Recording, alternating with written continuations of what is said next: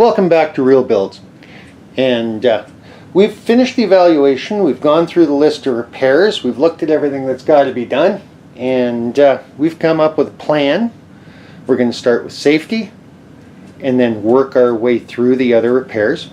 So starting with that, safety repairs, first thing we've got is that soft brake pedal. And without cheating, we don't have the tools to deal with that. So it's going to have to be sent out to the shop. Probably a couple hours work to deal with. Where I live, that's $100 an hour. So $200 on that.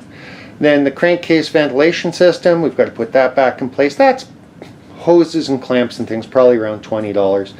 Battery hold down, we're guessing it's going to be about the same, for a total of about $250 in safety repairs. Now, when we move to the engine bay, it's a little easier.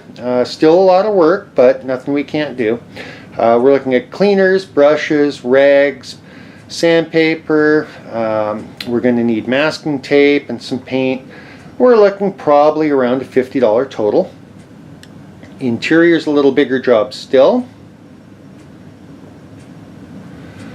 We're going to be looking at cleaners and paint. We've got to come up with some kind of covers for the speaker holes and the radio hole.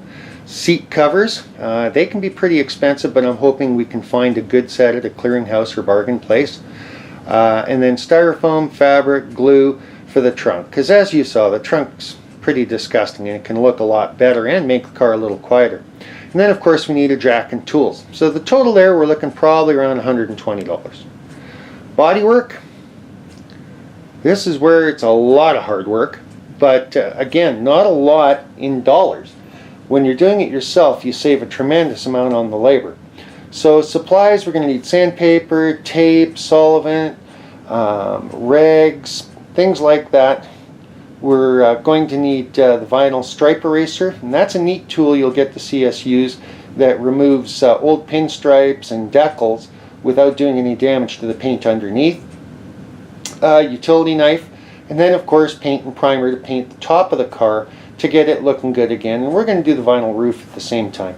And there we're looking, rough numbers, $150, about $145, $150.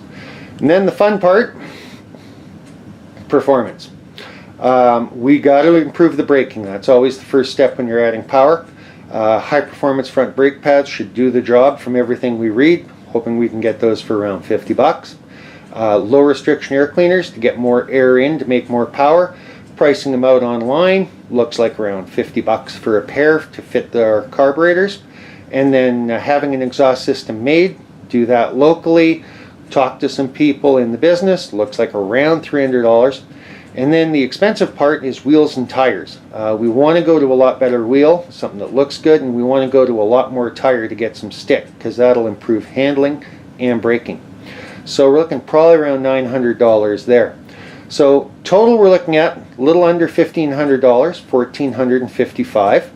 So the trick now is to see if we can actually do it for that. So from now on we'll be following this budget. That's our plan, starting with safety, then working through appearance and performance.